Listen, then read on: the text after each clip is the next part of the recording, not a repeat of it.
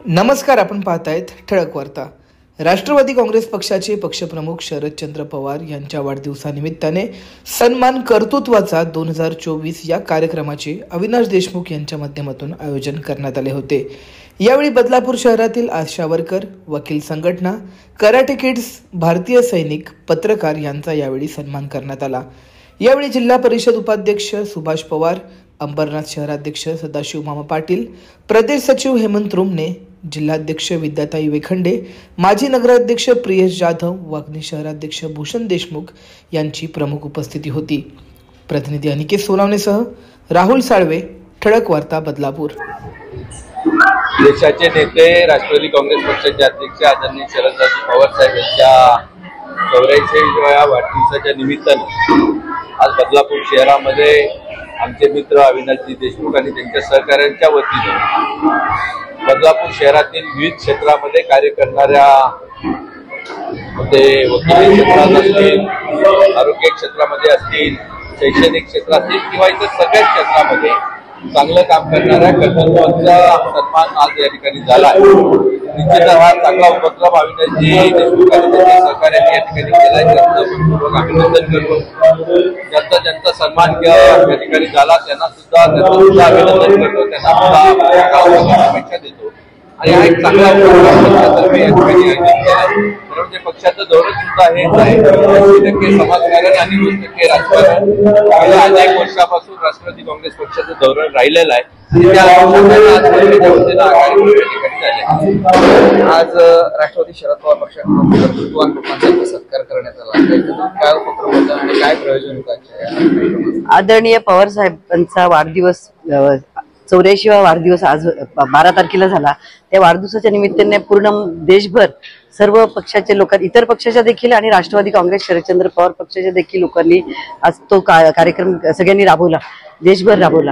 आणि त्या निमित्ताने आज आम्ही बदलापूरमध्ये देखील आमचे अविनाश देशमुख आहेत यांनी तो कार्यक्रम आज घेतला आणि त्यांचे सगळे सहकारी त्यांना सोबत सहकार्य केलं। आणि त्या निमित्ताने हा जो कार्यक्रम घेतला त्या कार्यक्रमाच्या माध्यमातून पूर्ण बदलापूर शहरामध्ये किंवा परिसरात ज्या लोकांनी चांगलं उत्कृष्ट काम केले, म्हणजे ते आर्मीत असू देत, नेव्हीत असू देत, शिक्षण क्षेत्रात असू देत किंवा सामाजिक क्षेत्रात असू देत, आमच्या आशा महिला वर्कर्स असू देत, बचत गटांचं काम करणाऱ्या महिला असतील, अशा सगळ्यांचा सन्मान आज इथे केला गेला। आणि आदरणीय पवार साहेबांचं ध्येयच ते असते की 80% समाजकारण आणि 20% राजकारण या हेतूने पक्षाचं कामकाज चालू असते। आणि ते करत असताना आम्हाला देखील त्यांच्यासोबत आम्ही काम करतो इतके वर्ष, त्यामुळे आम्हाला देखील खूप आनंद वाटतो की त्यांच्यासोबत काम करतो आम्ही। आणि चांगलं शिकवण आम्हाला दिली जाते की लोकांच्या म्हणजे ग्रासरूटला जे लोक आहेत त्यांच्या मदतीला तुम्ही गेले पाहिजेत, त्यांच्या सोबत तुम्ही काम केलं पाहिजे, त्यांना तुम्ही आपल्याशी वाटले पाहिजेत, जेणेकरून त्या लोकांना असं वाटलं पाहिजे की हे जरी कोणी कुठल्या पक्षाचे मोठे कार्यकर्ते असले तरी देखील आमच्याजवळ आमच्या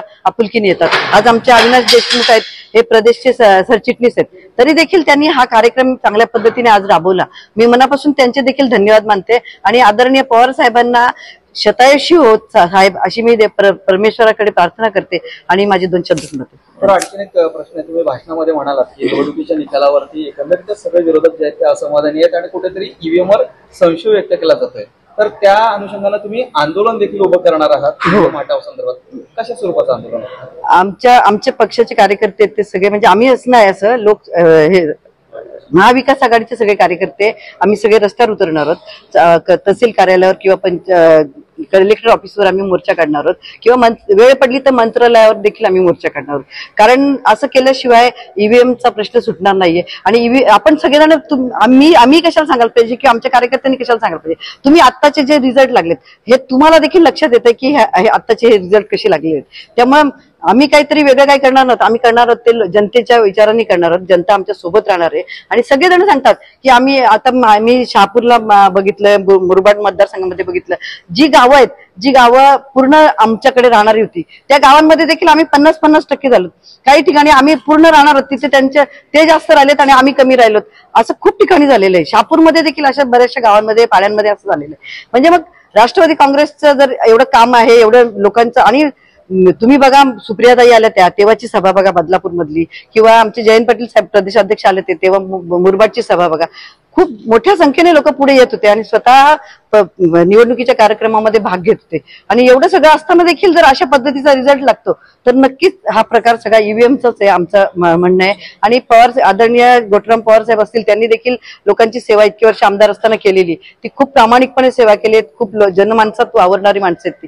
त्यामुळे आपण सगळ्यांना माहिती आहे की हा सगळा घोळ आहे तो ईव्हीएमचाच आहे आणि ईव्हीएम हटाव देश बचावचे नारे आम्ही पूर्ण राज्यभर राबवणार आहोत. बरं, ईव्हीएम बद्दल आता संशय व्यक्त केला जातोय, मात्र लोकसभेला हेच निकाल उलटे निकाल होते. तुमच्या लोकसभेचे निर्णय बघितल्यानंतर त्यांच्या लक्षात आलं की पूर्ण वारं महाविकास आघाडीच्या बाजूने आहे, म्हणून त्यांनी ह्या वेळेस सगळं बाजूला ठेवलं आणि ह्या ईव्हीएमचा प्रकार केला.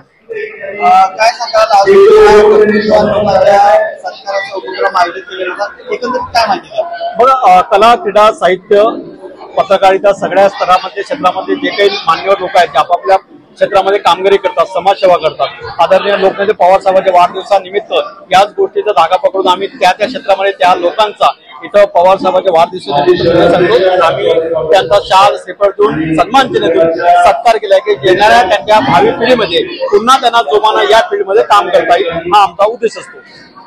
किती लोकांचा एकंदरीत जवळपास बघा असं होतंय की पवार साहेब 85 वर्षात पदार्पण केलेलं आहे. आम्ही 85 लोकांना सत्कार इथं ठरवलं होतं, पण ऍज इट इज काय झालंय की त्याच्या जवळपास आणखी 50-60 लोकांची भर पडलेली आहे. आणि योगायोग असा आहे की सगळ्या स्तरामध्ये आरोग्य असू द्या, शिक्षण असू द्या, कला क्रीडा असू द्या, सगळ्या स्तरातले लोक इथं आलेले आहेत. त्यांचं मनापासून अभिनंदन करतो. पुरस्कारची संख्या इथं वाढलेली आहे, त्याच्यामुळे त्या गोष्टीचा आम्हाला आनंद आहे की यावर्षी 85 झालेली आहेत.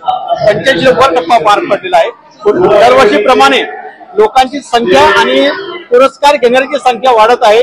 या गोष्टीचा आम्हाला मनापासून आनंद आहे. लोकांचं सहकार्य पण लाभत आहे. 80% समाजकारण, 20% राजकारण, त्या धर्तीवरती पवार साहेबांचं साहित्य, कला, क्रीडा, पत्रकारिता सगळ्या क्षेत्रामध्ये जे काही भरीव कार्य आहे. पवार साहेब फक्त राष्ट्रवादी नेते नाही आहेत, सर्व पक्षीय नेते आहेत, हे आता दिसते आणि पूर्वी पण दिसलेलं आहे. त्या अनुषंगाने पवार साहेब ज्या क्षेत्रामध्ये त्यांचं योगदान आहे त्या क्षेत्रामधले प्रावीण्य त्या क्षेत्रामध्ये लोकांनी केलेलं आहे, काम केलेलं आहे, आपलं आयुष्य वेचलेलं आहे, त्या लोकांचा सत्कार करणं हे माझं आणि माझ्या पक्षाचं कर्तव्य आहे. म्हणजे तो पक्षाचा मोठा नेता असू द्या की जमिनीचा कार्यकर्ता असू द्या. याही पुढे माझ्या सगळं सहकार्याने आज हा कार्यक्रम यशस्वी करण्यामध्ये खूप त्यांनी मेहनत घेतलेली आहे. मी त्यांच्या मनापासून धन्यवाद व्यक्त करतो. आणि पवार साहेबांच्या विचारावरती चालणारे जे काही गोष्टी असतील त्या भविष्यात आम्हाला सगळे घटक पक्षाला कसे जोडतील या विचाराने आम्ही बांधील असू.